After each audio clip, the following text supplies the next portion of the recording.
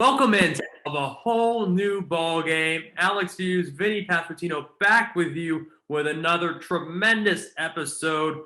We are going to be talking with Ray Genco. Now, most people might not know the name Ray Genco, but when you hear what Ray's job is, he's the attorney and lawyer to Pete Rose, the hit king, and should be Hall of Famer, but we won't get into that just yet. Just wait till the interview, because he gives some nuggets that is going to just blow your mind and make you question, why is Pete Rose still not yet a Baseball Hall of Famer? Well, Alex, I would just like to say that great job starting us off.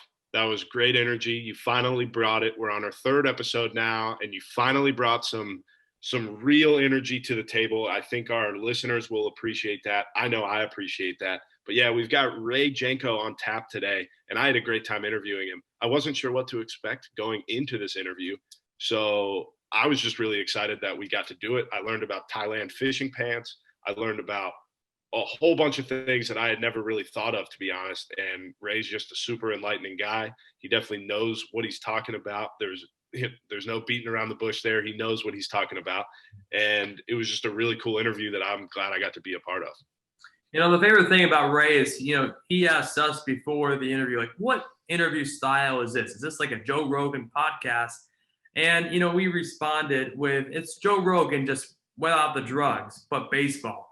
And I thought he brought, and we brought a Joe Rogan podcast, no drugs, but baseball. And I think that's what the people can really enjoy today, is just a conversation with a person that has so much information and intel on one of the most talked about topics that any baseball fan and sports fan has an opinion about. Yeah, it was really exciting. It was cool for me just as a baseball player to hear about some of the things he would talk about with Pete, what he does within the game, what he's allowed to do and what he's not allowed to do anymore because of the ineligible list and what that means. So it was definitely a meaningful conversation simply for my knowledge of the sport of baseball, the laws of baseball, everything like that. So yeah, it was a really unique interview, to say the least, because he's not a player. He's not, a front office member or anything. He's the lawyer of a very famous, very controversial baseball player who you either love him or you hate him. And he's right in the middle of that. And it was a really cool thing, especially early on in our show, to be able to get somebody like that who we could just really break some things down with. Was just really exciting. Quickly, before we get started, yes or no, Pete Rose, a Hall of Famer? I believe so. Yes, but I agreed with some of the things Ray was saying. You have to follow the laws of the game when it was it's an extremely controversial decision that I'm not totally prepared to make an answer for. Talent-wise, was Pete Rose a Hall of Famer? I don't think there's a question about that. The guy had over 4,000 hits. So when you talk about that, yes, I do think he's a Hall of Famer. When it comes to the rules and if he followed them or didn't follow them, that's an entirely different conversation that I'm not willing to have at this moment. So that is my answer for you. All right. I respect it. I think I agree. I honestly do. Surprisingly, I know, right, that I agree with you. But yeah, that's right. But I honestly do. I think I would say the exact same thing. Talent-wise, stats-wise, without question, he would go down as one of the greatest hitters of all time. You could make the argument towards that. Or 4,000 hits, yeah, that's pretty good. You get into things where if you want to judge the character of a person, that's how we should judge people anyway, is based off of their character, the decisions they choose to make, not to make, whatever it may be. And when there's other examples of people within the game that do things that the general public tends to believe are worse, and they're allowed back into the game with arms wide open, essentially, then you kind of look at that specific situation and you say, well, what's going on here? Is an example just being made? What's going on? So that involves way more thought than we're giving this at this time. So, we were just excited to interview Ray and to have a good 40 minutes or so with him. And it was just, again, really cool from my end. 100%. So let's get in it. Let's talk to the real professional about this topic. It's like we're the most unqualified people to talk about Yep. this topic because we're going into the person that researches and talks about this topic for his living. So without further ado, he's a lawyer and an attorney. He's Ray Genco. Let's get into it and hear what Ray has to say. Ray Genco, attorney of Ray Genco Law Firm. Ray, thanks so much for taking the time to join a whole new ball game with myself and Vinny Pasquantino, minor leaguer with the Kansas City Royals. Ray, I know this has been such an unprecedented year, and I know we've talked obviously throughout the last few months and years now. We've known each other, for 3-4 years now, I think. Is that true? Right. I don't know if you remember this. So, obviously you are, involved with Pete Rose. You work with Pete a lot. And I reached out to you. This is now, I think, maybe 4.5 years ago. Now, when I got Pete on this podcast earlier this year, a lot of people go, wow, how do you get Pete Rose? And I go, well, it took 4 years, and it's like, but that's what's so crucial that not a lot of people get, in the industry. I was on a conference call earlier this week, and someone behind, I'm interested in people's backgrounds because I'm always thinking I need to have a better background. And this was a quote behind them. It says, invest in great relationships. They will pay a lifetime of dividends. Do you agree with that, Ray, or do you disagree? To invest in a lifetime of relationships. Yeah, of great to relationships. invest in relationships. Yeah. I think that's pretty sound advice to follow. I think that's a good thing to read and internalize. I would agree from my experience, for sure. So, Ray, I asked the generic, boring questions. So you're an attorney, a lawyer. What made you want to get into that? Was there anything that, like, one moment that sparked your interest, or was it just kind of you knew what you wanted to do? What turned you on to it? That's a good question. Haven't really thought about that. I want to give you an honest answer. The last interview we did, nobody told me good questions. So well, that was a good question. To be honest, I'm obsessed with, and I don't have it up here. I have a lot of my books up here. I don't have it up here. I'm obsessed with, like, getting advice. One of the things that Alex and I have connected with over.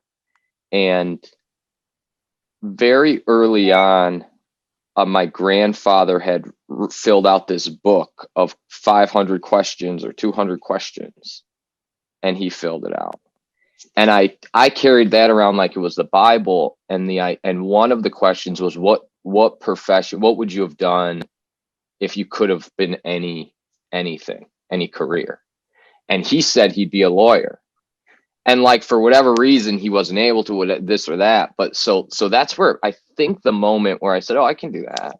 And then, of course, you have your family and everyone around me, lucky enough to kind of always just say, yeah, that's possible. If you want to do that, that's cool. And facilitate it along the way in the many ways. So that's probably that helped me thinking of that.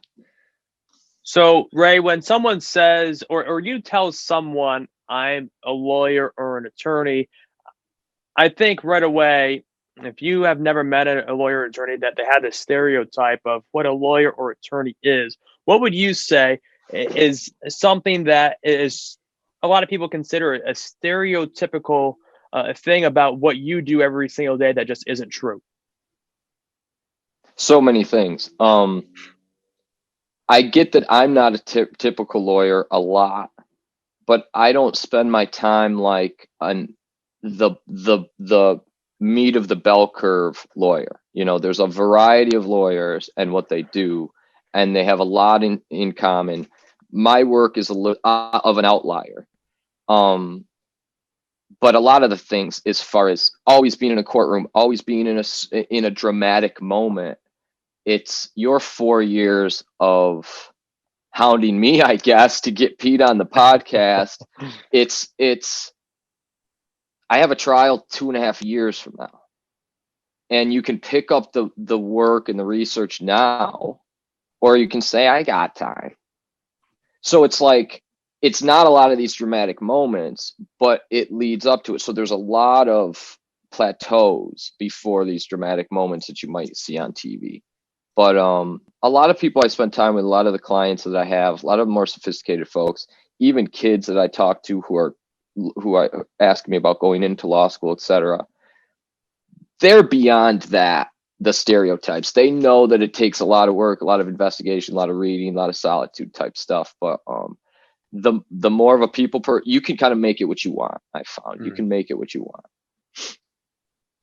Does that ever become a problem when defending anybody, talking on behalf of them, where you two have disagreements of what you want to come out of the case? Like, obviously the end goal is to prove what you want to prove, but how many times where you have one way you want to do it and the client has another way that they want to go about it?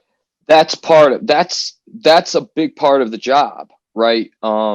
Just like your job as an interviewer is to let the interviewee speak, but you have a plan and you're the professional and you know the end game here. You don't hire a plumber and then tell them where to put the screws and the pipes. And sometimes people are successful in business. A lot of my clients who are getting sued or have a lot of money at stake over a contract, they're successful in other areas of their life. So they assume, I can just pick up and I know the legal strategy. So part of my job, I think, from before I meet them, whatever they hear about me, a lot of my work is word of mouth. I don't advertise a lot, is building the trust that Ray's got this area. Ray's got this. And we can poke and ask him and test it and make sure he's informed. But if they're not looking at me as the expert in that silo, it makes it tougher on me, sometimes impossible. Now, I get a lot from clients, a lot of value all the time.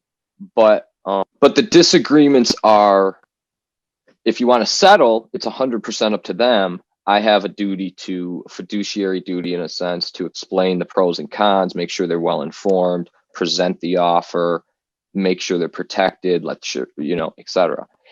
If it's what witness to call first, like, that's my job. To go to trial or to go to mediation, that's my job, but you got to kind of work with the client.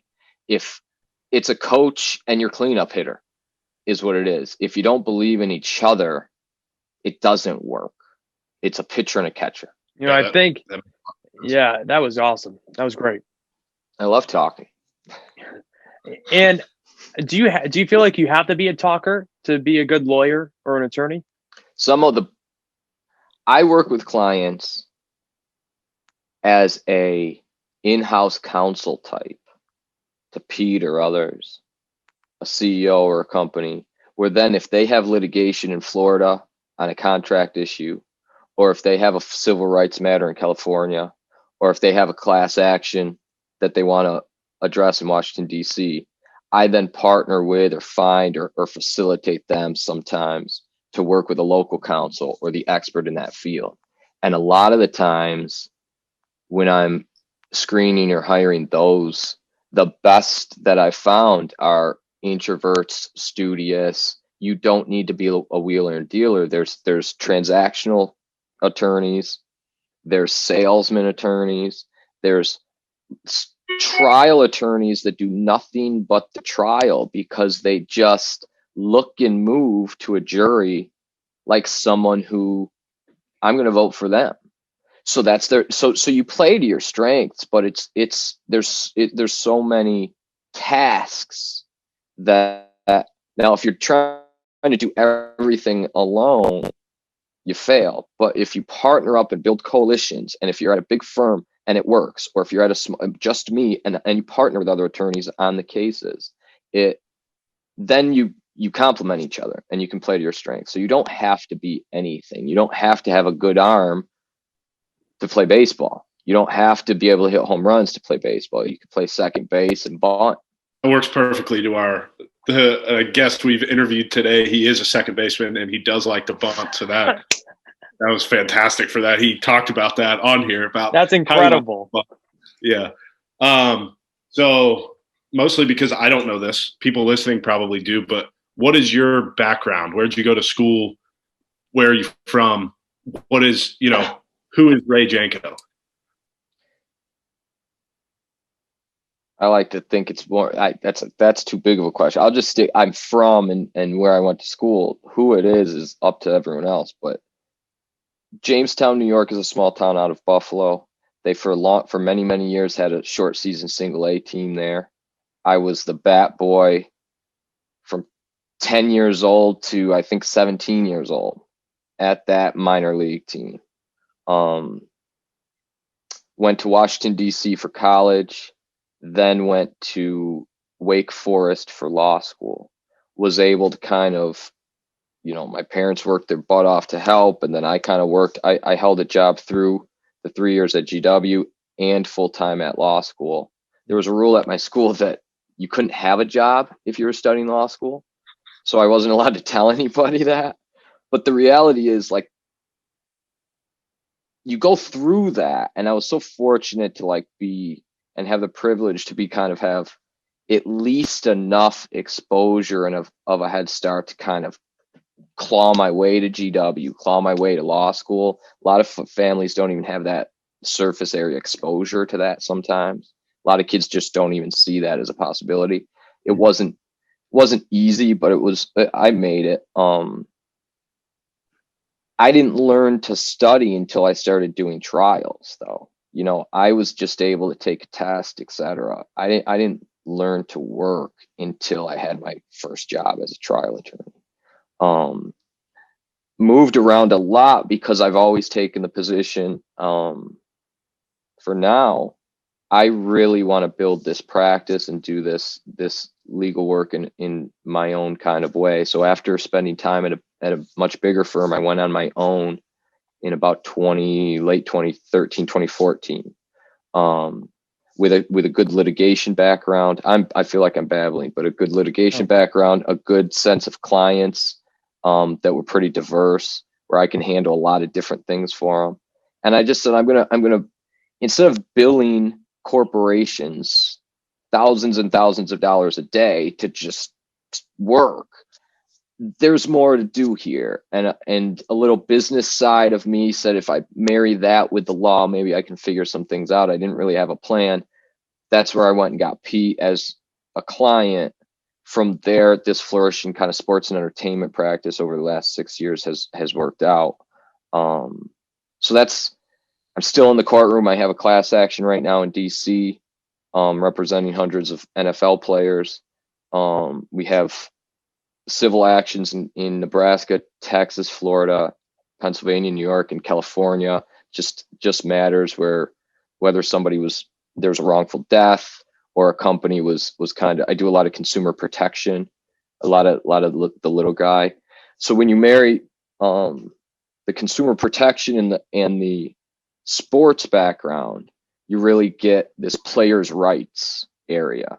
And that's where my last kind of 12 months has been focused. I really, really am understanding the dynamics of the sports world and how the players are treated like the stars, but they kind of get left out in so many respects of the decision making and the actual pie that gets divvied up.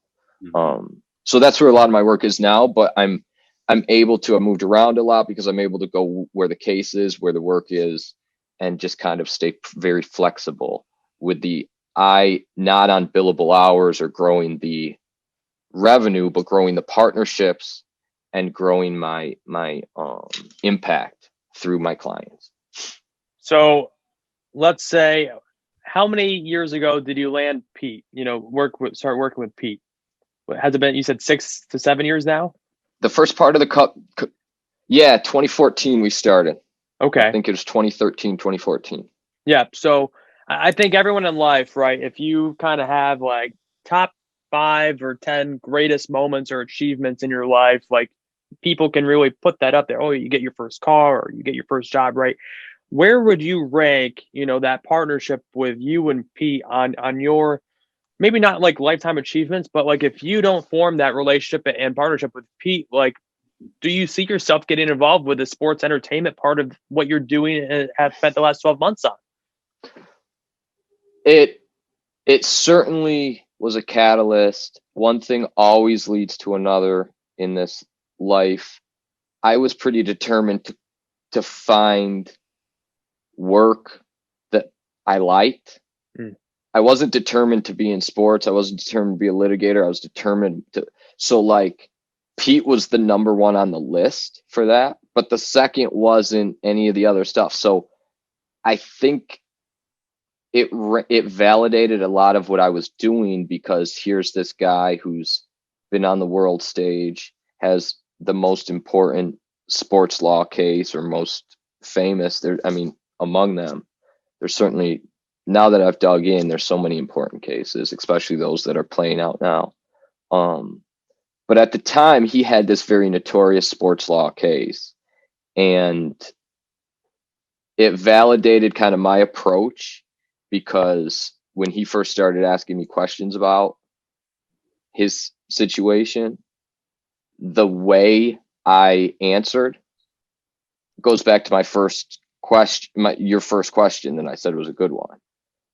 I can never let the client or potential client or whoever be ahead of me in the legal strategy, or let them think that they are.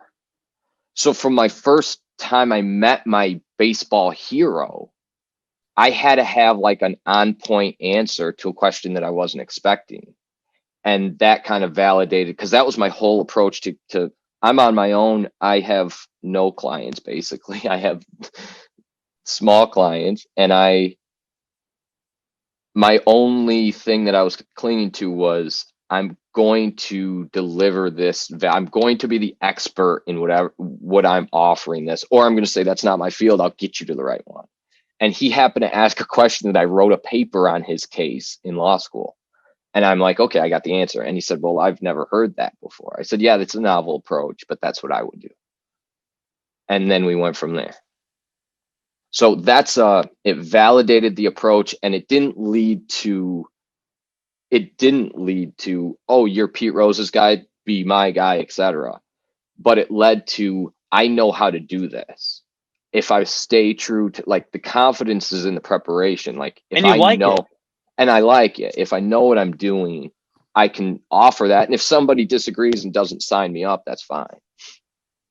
But it's, you know how many pitches you threw in bullpen. You know how hard you worked. That's the confidence. So you said over the past 12 months is really when you've moved into the more sports entertainment field. These past 8 months have been different than anything that we've ever really experienced. How has that affected how you've been able to work, basically? For 6 years being on my own, I've had a client in California, Nevada, and in different time zones every single day. I've always just traveled. They've never come to my office. I've always gone to them. I had a small cubicle in Boston for many years that no one even saw. I'd always go to them. So it's streamlined. It's changed their expectations. It's okay. Like, I have clients now who would never be on a Zoom, who now they're hip to a Zoom, and that saves me flights, time, etc. So I can get a lot done. However, there's more to do, because there's a lot of clients struggling, a lot of clients' businesses being upside down. They need to pivot. And I think one of my expertise, one of the things I offer is, like, we can pivot together. Like, what's the circumstances as they stand now? We know what our goals are. We know what our core values are. What's the pivot to maybe the strategy for the next 10 months doesn't work anymore, but we need to stay consistent to the goals and the core values. So like that, there's been a lot of work. There's also been regulatory work with lobbying, and there's been a lot of work. So that's kind of changed. That's increased. And there's been a lot of work with those PPP loans, just helping folks just kind of get the resources that are out there. What would you say the most challenging part of this year has been for you? The personal stuff, the hearing stories of how it's been a difficult year for people is the most difficult thing for me. My business is flourishing. My business works. It makes it easier. People now are on Zoom. They need legal work. the more people that I interact with, the more people who say, yeah, I trust Ray. And then there's more and more clients. So I don't need to go to conferences to drum up business or whatever. I don't need to do a lot of that. So it's difficult for things to just fall into line for me sometimes when it's so darn difficult for others.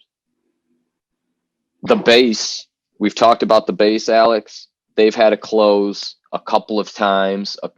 Robert Lewis, the founder, was in ICU for a while.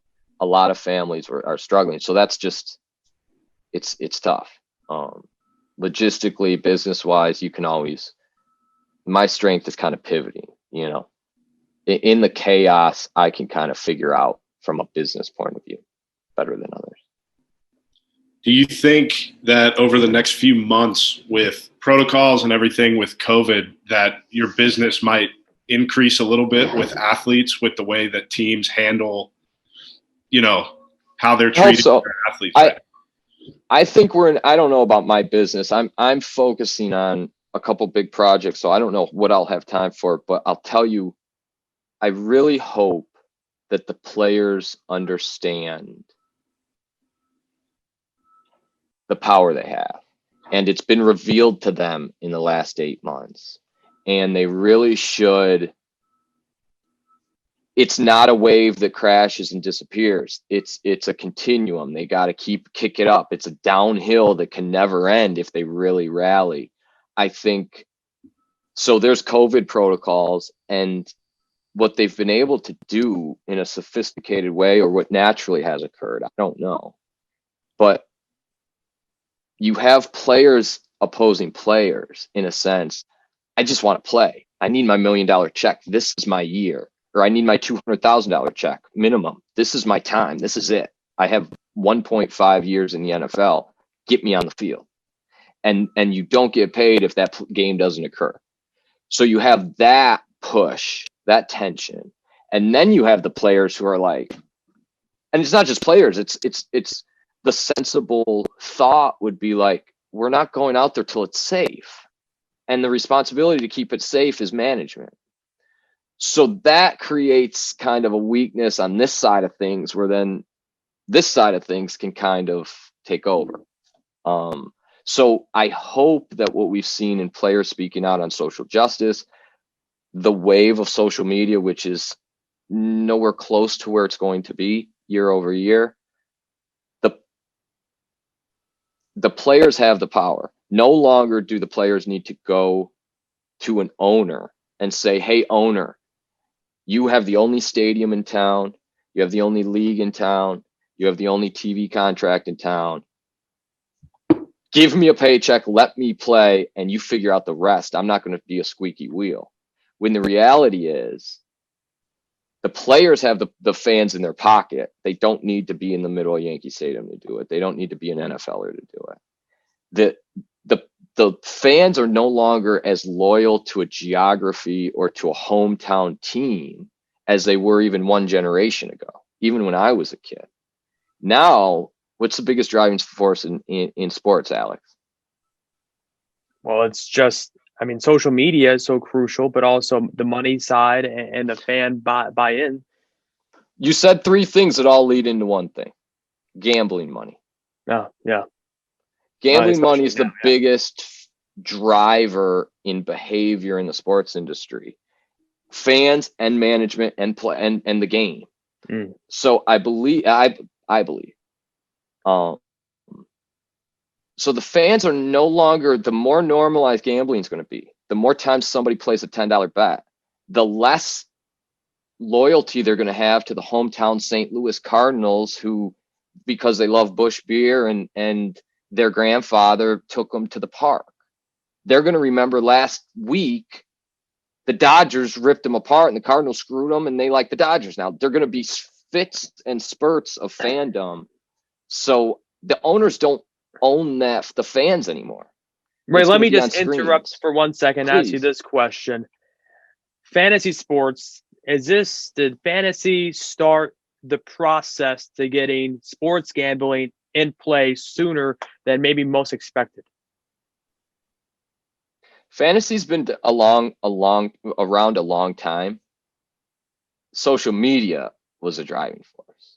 When FanDuel and DraftKings decided to open their checkbook and say, we're going to have so many impressions on so many millions of fans that they see, they may not even understand what they're seeing, but they know this game is out there and it becomes normalized, then the society is more open to a gambling fan base.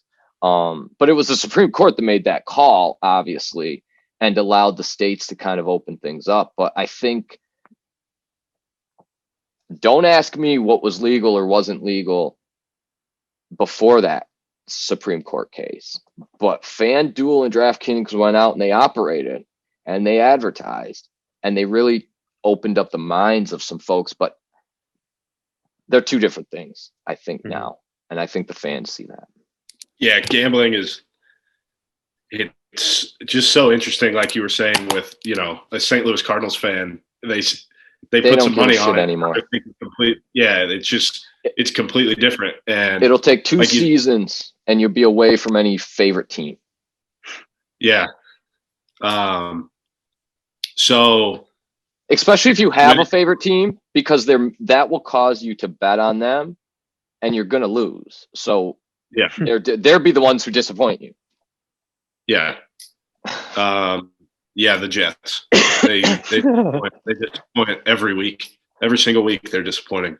But so when it comes to sports law versus constitutional law and how they work together, how do you – because I just don't know enough about – because I know that there's laws within sports and then there's laws within the country. How do you manage both of those?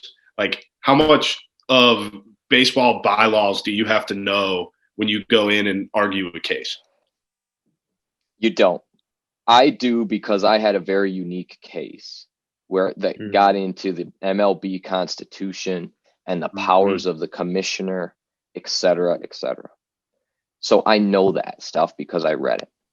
Yeah. Most times when I'm representing an athlete, I'm representing the athlete in another part of their life: contract law, endorsements, real estate, an investment, a contract, a protection, a speaking engagement, an endorsement.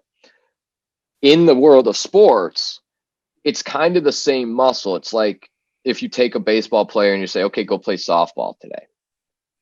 It's you take the lawyer and you say, okay, there's a MLB arbitration. Arbitrations are different. There's a conduct policy hearing. There's an NFL conduct policy infraction, and the player now has rights to appeal and be heard, et cetera. And then the commissioner has the power to decide. All that is bylaw stuff.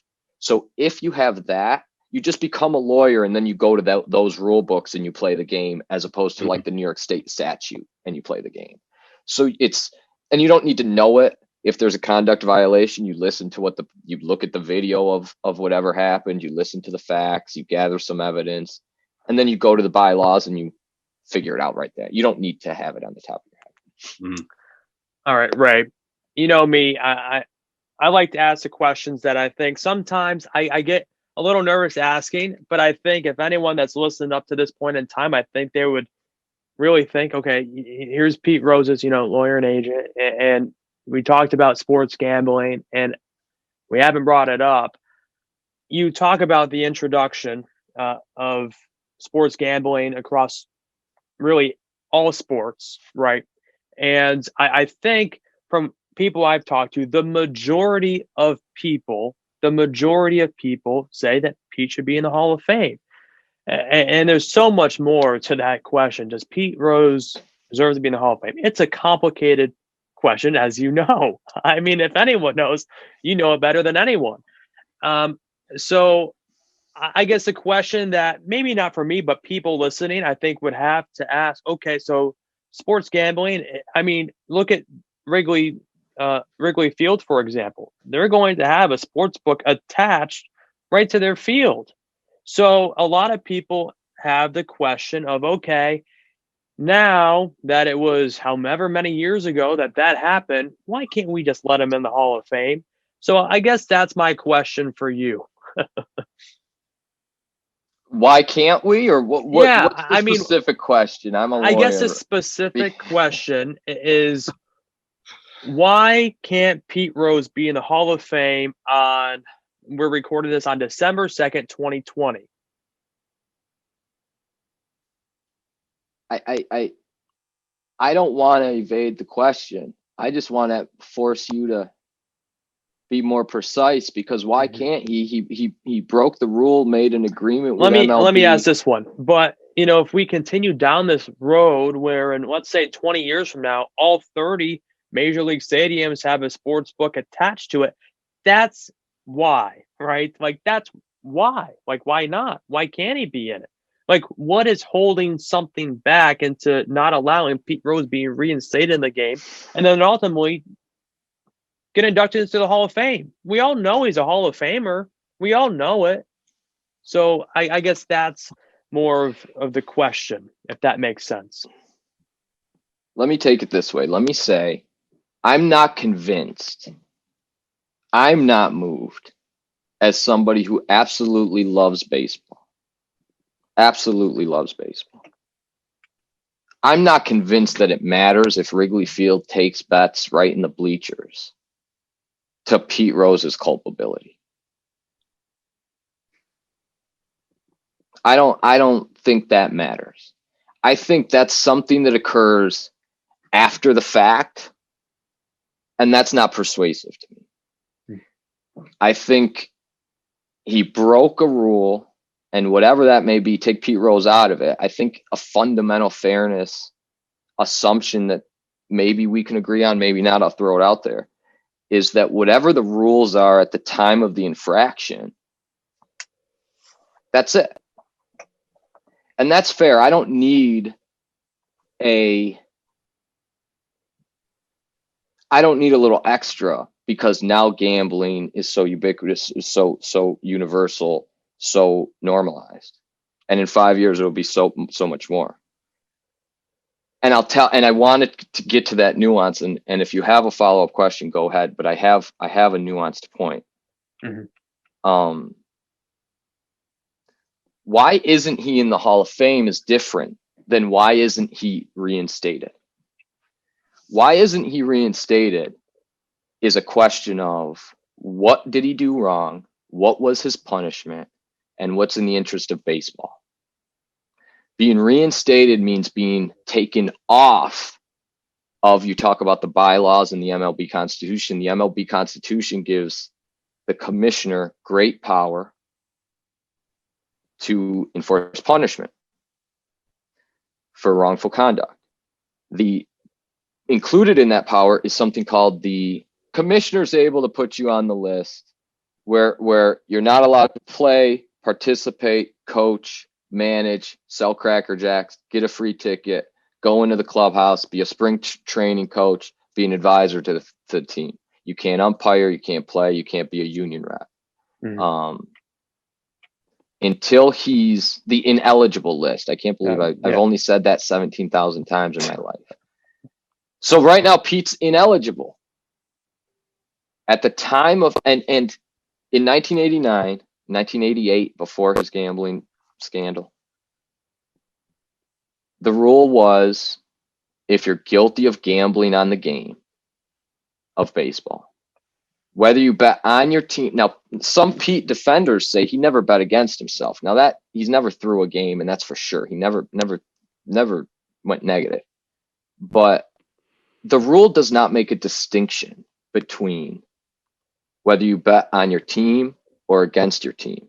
The rule is meant to govern everyone, including front office, umpires, GM, scout, whoever, because it's ineligible to do all of those things if you're found guilty of it. So it's if you're involved in a game or not involved in a game. If I'm the GM and I bet of the Yankees and I bet on the Yankees Red Sox, that's one punishment. If I bet on Yankees Blue Jays and I'm the GM of the Red Sox, that's a separate punishment. So again, I go back to the principle, the rules that are enforced at the time of the infraction, let's go by them. I don't need a post hoc judgment on morals have changed, whatever. So he's on the worst punishment is betting. The worst punishment is ineligible list. The worst infraction is betting on a game you're involved with. Pete did it. The Giamatti determined he did it. The Dowd report was the evidence behind it. Giamatti determined he did it. Pete Rose sues to stop that. Or sorry, the Dowd report comes in. Giamatti says, okay, you have X amount of days to come back. We'll have a hearing on this. Remember, I talked about if there's a player conduct, then there's a hearing, and you have then the commissioner kind of sits as the judge and jury, and that's their power. Prior to that hearing in Pete Rose's case, Pete sued in federal court to stop the investigation. Said he doesn't even have the power to investigate me. Let me go make my money and keep managing. So there's a federal suit going. The hearing is pending. Dowd report is just a basis of facts presented to the commissioner, not a recommendation. They settle. They choose to settle. The federal court gets dismissed. The hearing never occurs. And then they say, we'll settle it. We're not going to go through this public thing and take your name through the mud. You're not going to deny it. You're not going to cost us money. You're not going to litigate. The punishment would be, if you're guilty, to be on the ineligible list by the commissioner for at least 12 months. And then by rule, if you're found guilty of gambling on a game you're involved with, after 12 months of on the ineligible list, you can petition the commissioner, and they can either let you back or not. And you can do that petition once every year ongoing. Now, those were the rules at the time. So they come to an agreement. Boom, boom, boom. Let's agree. Put me on the ineligible list. Vinny, you're a ball player. The rules of the game, the rules on the day they sign the agreement that say Pete will not manage, Pete will be on the ineligible list. There will be no trial. There will be no hearing, no lawsuit. Pete accepts the punishment of being on the ineligible list. On that day, and for 60 years prior, everyone who's ever been if you're on the ineligible list, you remain eligible to be voted on by the Baseball Writers of America, who dictate the Hall of Fame. So when Alex gets to the question of why isn't he in the Hall of Fame, I don't have a good answer. Because after the agreement, 2.5 years after the agreement is signed, I believe Pete was in a mental health facility, halfway house. And the commissioner of MLB at the time and went to the board of directors of the Hall of Fame. And he has a directorship. He's a board member. And I think they voted with a minimum quorum. And I think there's a New York Times article in my research that backs this up. I'll have to get it to you. They voted with a minimum quorum to make a new rule. If a player or anyone is on the ineligible list, they are not able to be voted on by the Baseball Writers of America to be in the Hall of Fame. Even if you went on by agreement years before this new rule. The New York Times called it the Pete Rose rule. They said they made it specifically for Pete.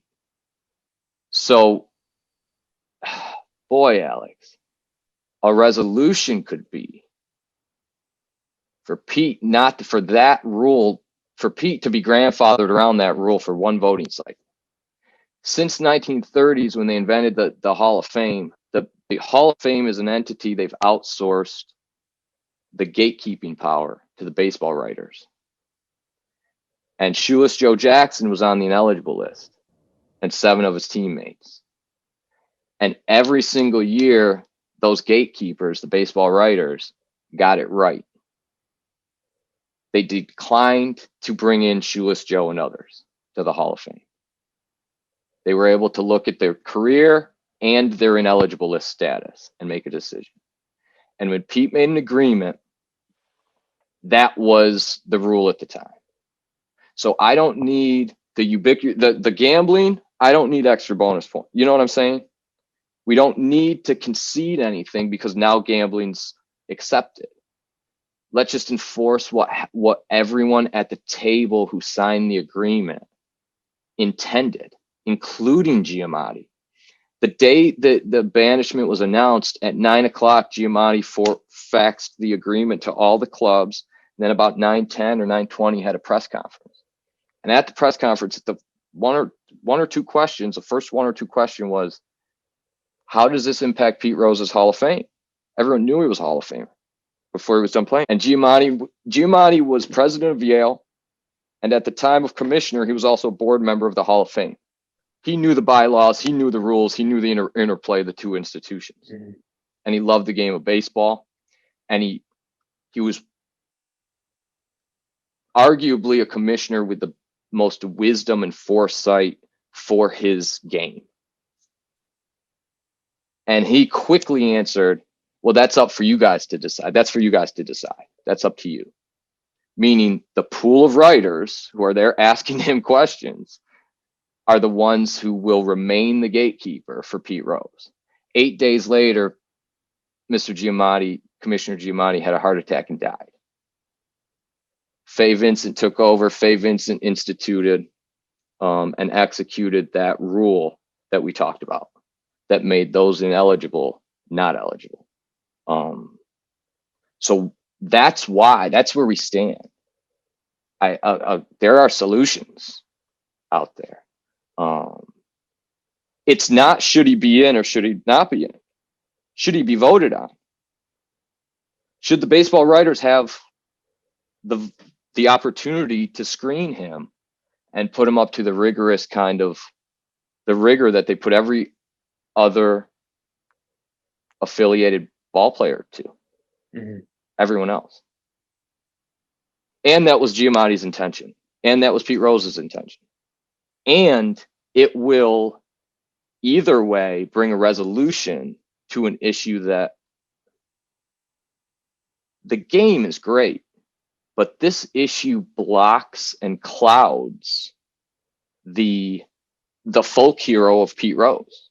There's so much that a kid or a ball player and kids your age, I've seen them. I've seen single A guys have hour-long conversations with Pete about hitting, about whatever. And it's important. And he's kind of been cut out. He just has so much to share. And because there's this kind of jazzy story about gambling and Hall of Fame, that's where the attention goes. But there's so many little instances in his career where you can draw lessons. Alex and I talk about lessons that transform whether you're an Olympic softball player or you're a math teacher, just watching. And that's what we can draw from him, and then let the baseball writers decide the total judgment on the guy. But this cloud stops all baseball fans from accessing all of those really great parts that I've got to see that are transformative if you really want to study greatness and how to do things in a great way. So, and I want to make sure that I get this right, because, I want to make sure that, so to be eligible for the Hall of Fame, you cannot be on the ineligible list, right? And the ineligible list is the MLB participation eligible list. Just so you know, it's not the Hall of Fame eligible. But before Pete Rose, you could be on that list and the writers could still vote you in, right? Before 1992, that was true. Pete Rose made his agreement in 1989. They made the Pete's eligibility to be voted on came up in 93 or 94. So it was coming, and they made the rule to cut it off. So what do you think, and you speak for him, but I don't want you to have to, speak for him. This is me, but this has been me speaking, but go ahead. Yeah. What would be more important, to get into the Hall of Fame or to be reinstated? And I know that they kind of come, if he gets reinstated. Yeah, don't take this as an answer on the Pete's view, on the moral view or whatever, but just as from an education, from a mechanics point of view. In 2014, we applied, Alex, and the Reds needed a manager. And if we snuck in, Pete would have been hired. Pete could have been hired as a manager from a mechanics point. I'm not saying any inside baseball or behind the scenes. 6 years ago, Pete could have managed in the MLB. I believe he still can. His knees are probably the only thing that'll stop him to travel. But look at the White Sox.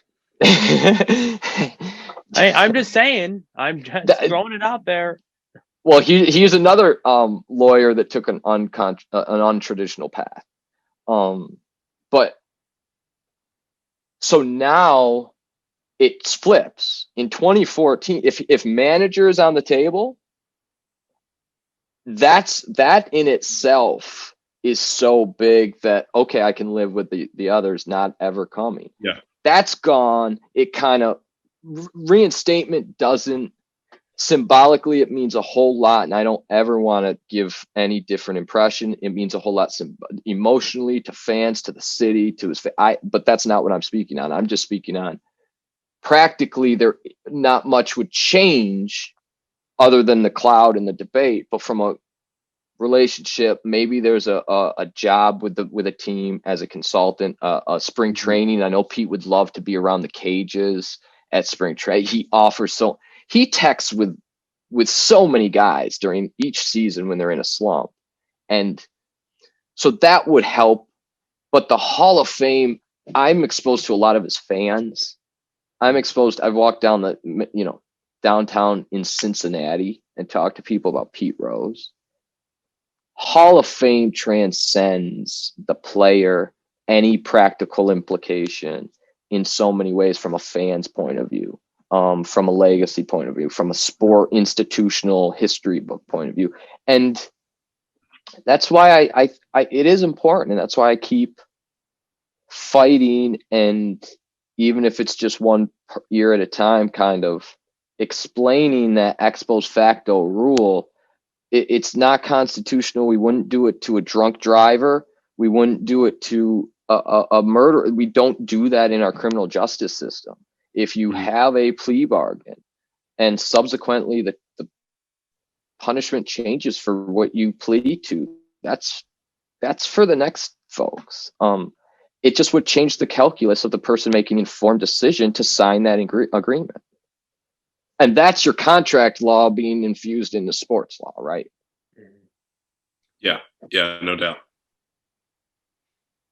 There's a lot of great stuff in there, obviously. And it's a shame, because I really believe Babe Ruth hitting a home run gets kids to play ball. It gets kids to cheer, to be optimistic. He pointed and hit a home run. I can do that. I'm going to say what I'm going to do, and then I'm going to go and do it, and I'm going to be bold. Pete Rose going first to third on a little dribbler through the right side, head first with no regard for himself, just to be there for his teammates, is another kind of thing we need to be able for the kids to grasp onto, for the old folks to grasp onto. And instead, it's just clouded. It's clouded, and it doesn't have to be. Let them vote, and then it's done. Mm-hmm. So you say every year you get to petition, right? And so last year you did it, and obviously we would not be having this conversation if it got approved. So each year, do you still do it each year, every year? Right now there's a pending, after the Astros decision, the decision on the Astros punishment. Because this is a legal kind of, the process is you look to other cases. That's what lawyers do. You look to what the commissioner, the authority, did in other instances, and you kind of shape what should happen in our instance. That's what the lawyer kind of argues. So after the decisions on the Red Sox and the Astros activities, it gave more insight into, it certainly reinforced the commissioner's power to punish, but it also reinforced a lot of other considerations that the commissioner considered. The commissioner even spoke about the embarrassment, I don't know if it was embarrassment, but kind of the effects that the Astros had to feel just by knowing that they cheated was part of a punishment that he considered. And I don't disagree at all. That's a fair statement. They took a lot of heat. And a lot of those guys bounce back showing character, but it's the opportunity to bounce back to show the character, which is important, which is valuable. And if that's part of the calculus, then maybe that should be part of the calculus with Pete. So we have a pending 2020 application for reinstatement, for removal from the MLB's ineligible list with Commissioner Manfred's office. Who's done a great job this year. He put on a season when I didn't think we'd have baseball. So I commend everyone involved who worked so darn hard. And I think sports is going to lead the way in figuring this stuff out, how to deliver entertainment. Mm-hmm. I'd agree with sports. They seem to be leading. I mean, you look at what the UFC did and how they immediately got on it, figured out what to do, had some speed bumps, and then, took off. And I think the UFC's popularity has taken off with it too. Even NASCAR.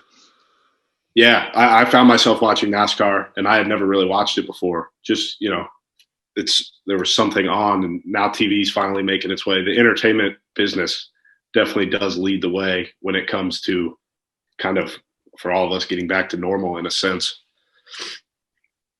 I was hoping for women's softball, to take the moment and kind of leapfrog, like get the nation's attention when there wasn't a lot of other sports out there.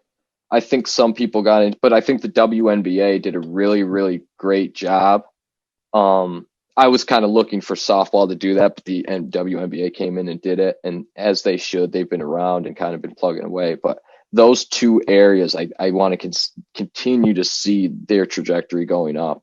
Women's softball and the women's basketball. They led the way. They're leading the way on social justice with COVID operations and using social media. The WNBA is topping all three of those. Mm-hmm. No, it's incredible. Absolutely incredible. Ray, this is our favorite part of the interview. So I usually do fast 5 questions, as you know, but now with two of us, myself and Vinny, we each have fast 5 questions. So we still don't have a name for it, but it's really 10 questions. And this time I'll kick it off.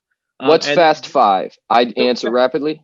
Yeah, but you have as much time as you want to answer. So if you want to expand, you certainly can. There's really no time limit to these questions. But I'll have 5 and Vinny will have 5 and we'll go back and forth. Are you ready, Ray? Yes. All right. What is your least favorite or biggest pet peeve that you have in life? I do not like wasting time. Traffic. Waiting in line. Yeah, I agree. Are you a normal tie or a bow tie kind of guy? I'm a no tie kind of guy. Oh, I don't have a dress shirt with a collar. In fact, I have a hearing next week. I gave all my dress shirts away a couple months back. I got to get one just for a hearing in front of a judge. I have these no collars that I love. Yeah, it's a whole look. I look like out of a different century when I get dressed up. I have no collar. I've never even heard of those. Oh, I'll show them to you. A no collared shirt. Yeah. I wear them constantly. You're gonna laugh. I have the same shirt in 3 colors, 3 each. This type. It just kind of comes together. Oh, yeah. You know what I'm saying? Wow. Just kind of comes together like there's no collar, like there's nothing there. That's incredible. So the second fast 5 for me, I know we talked before we got started about some things behind you. What is one sports memorabilia or piece of artifact that you could have had the option to pick up throughout the years, but it just didn't work out. So what's one thing that you wish you had in your possession that you don't?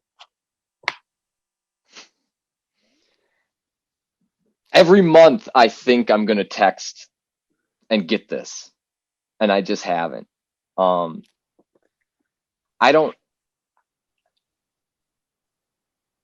a big Howard Stern fan, and I like how he's honest. So I'll give you the honest answer. I don't know how this is going to. I don't know if I want.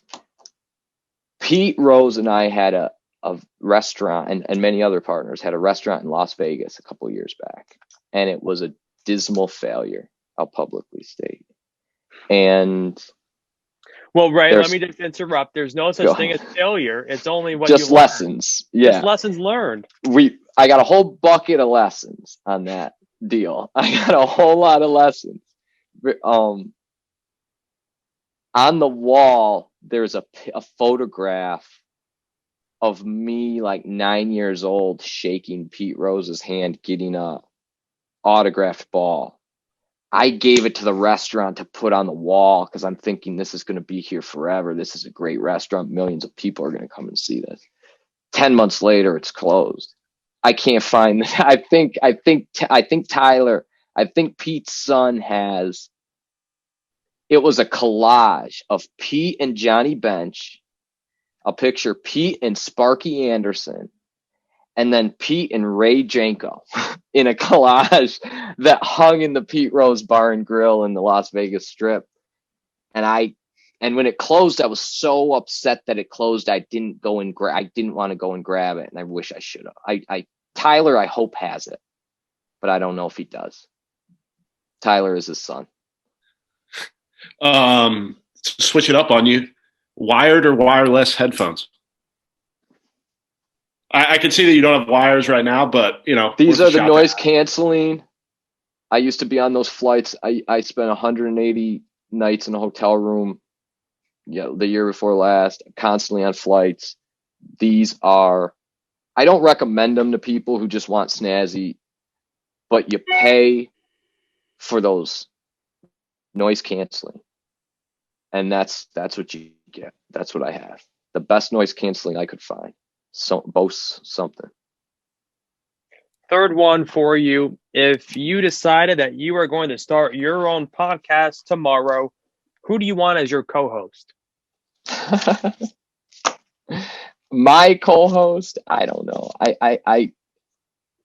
Or would you just do it, just Ray Genco?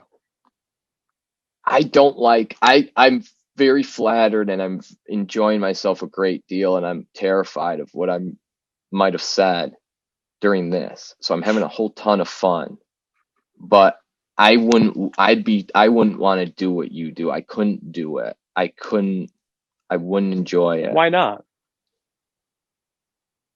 The customer experience is paramount. Like, I want to be the expert to my legal client. If I'm making a podcast, I don't want to enjoy making it. I don't want it to make my friends laugh.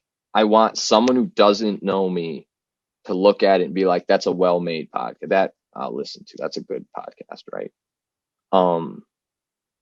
So, and that takes work that I don't enjoy. That takes editing. That takes technical skills. I can hit record and ramble for 60 minutes, but if you don't have a vision to edit, etc., I couldn't do it. I couldn't stay interesting. There's so many people out there. That I try and talk into doing a podcast. People with crazy experience, not crazy, people with experiences that are not in that big part of the bell curve that most people understand or share or experience. Those everyone there should have a podcast, if that makes sense. Mm-hmm. And then they got to get to people like you who know how to make it look and feel and sound like a podcast, because the consumer experience really does matter, and they have expectations. Mm-hmm. So, khakis or jeans? I don't have a pair of either. If I'm not wearing my dress, I don't have a pair of jeans. I don't have a pair of khakis. If I don't have a suit on with my collarless, I have Thailand fishing pants. They're the most comfortable things you've ever had, but they're like acceptable at like a dinner because they're like super nice quality. With the collarless shirt, you look like someone from a different century. Yeah, that's beautiful. That's why I ask these questions, and Alex will ask the advice questions or whatever. Those are the hard-hitting questions. So I guess this is a hard-hitting one. What makes you, or why do you want to be so different? Because no one's wearing non-collarless shirts or those pants that you're wearing right now. People are. Yes, sure. But again, it goes back to my question right earlier, right? You're not the stereotypical lawyer, or attorney, right? It's just not who you are. So why? What makes you not want to be that stereotypical suit, tie person? I don't know what it is, but there is something there that makes me, that I prefer not to be that.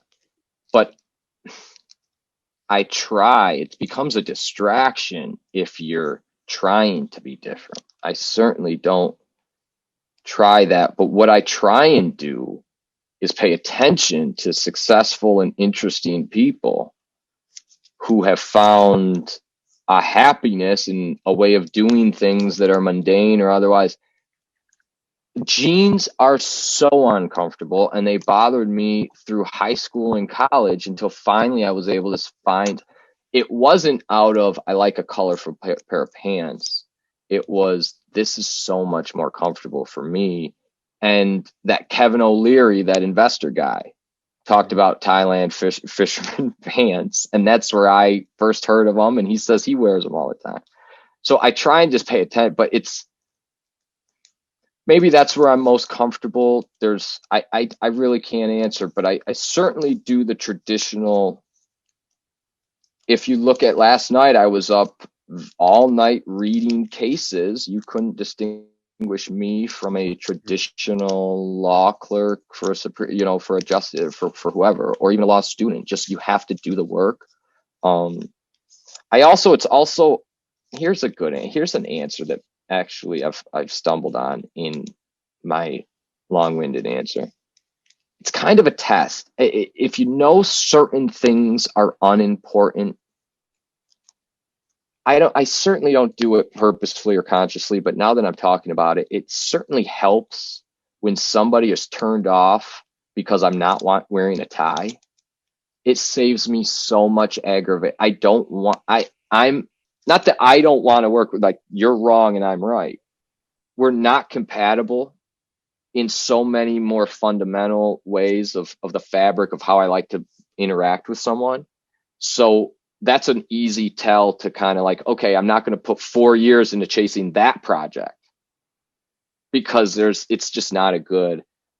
I retweeted something about a horrible case, and like a client, an insurance company was like on the other side, and like something that had nothing to do with them and nothing to do with our professional life. But yeah, if I show a core value that they disagree with, that's okay. So it could be a core value. It could just be like, if they're focused on the bow tie or the tie, it leads me to believe they're focused on other things. I don't know. And maybe they're focused on it until I win them over in 2 or 3 minutes of conversation. And then we're great.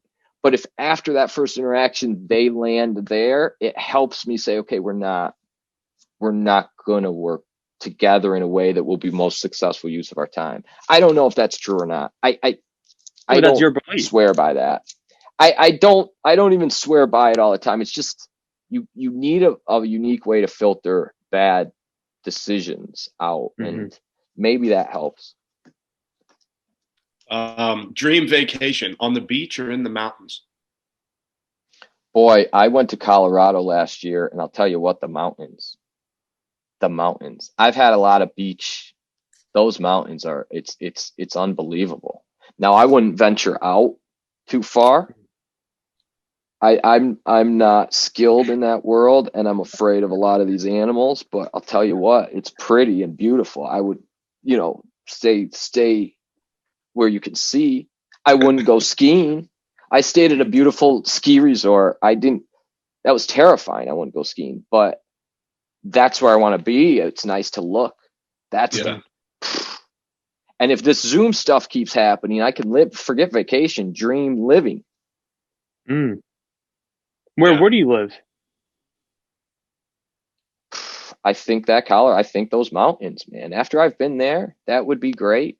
You always Or want would to you live. be the type of person that would kind of just 6 months, just sign 6-month things and you move all across the country? Did that for a long time. I did that since 2014 until Corona. I was in Vegas for a case. I was in California for a case. And that's so fun and cool. But as far as hunkering down, and those mountains are beautiful. I like the remote. As long as you're within an hour's drive of an airport or 2 hours drive of a major airport, you can. I think that's where we're going. I think clients' expectations allow that. I think I'm good at kind of handling that remote stuff, but it changes. You want to be close to people. It's the people that really matter. That's why vacations are nice. You get to see the mountains and then you're back. Well, did that count as your fifth question, Alex? Well, no, I mean, I guess that was my fifth because, I don't want to break the rules. So it's only the second episode. That's why I like Alex. I don't want to break the rule. I would have never thought of that as a thing to say. Well, you. All right. I mean, so. And you're talking about flying a lot. So are you aisle seat or window? I'm a short dude. And so I can get in that window. What you'll learn if you fly a lot, I should do like a YouTube video. They used to say you should write a book. I should do a YouTube video. It's about that much importance. I'm a really good traveler. That's a really good question for me. The window you prefer, but I'm not an up and down guy. I don't need the thing. I'm not going to bother these people. If you're one of those, don't take the window. But what you're going to find is these carts have become bulbous, and they got things sticking out the side of them now. They got cans of this and Doritos here and trays. So every time they go down, they hit the aisle seat constantly. And then the person leans on the aisle seat when they're serving this one. So I can't do the aisle. I'd rather do a middle than the aisle. Oh, that is a very bold statement to say. Put that on your podcast. Yeah, that is an unbelievable thing. When you're my height, you could do that. But I'll tell you what, they bang the side of the aisle seat as though it's their ladder to get up and down the aisle. Mm-hmm. Everyone in the airline industry is great, though. I'm sorry. Right. Just thanks so much for taking the time to do, come on a whole new ball game with Vinny and myself. It was such a great time getting the chance to talk with you. And I hope, answered some questions, and to the people out there that have their own questions and beliefs about Pete Rose and other topics that we touched on, because I think it is such an interesting topic. And I mean, as you know, you wrote about it, and there's Bear. Yeah, sorry. He does this every once in a while. He comes over. No, well, he likes the heat from the fireplace. Yeah, that's what it is. Oh, that's awesome.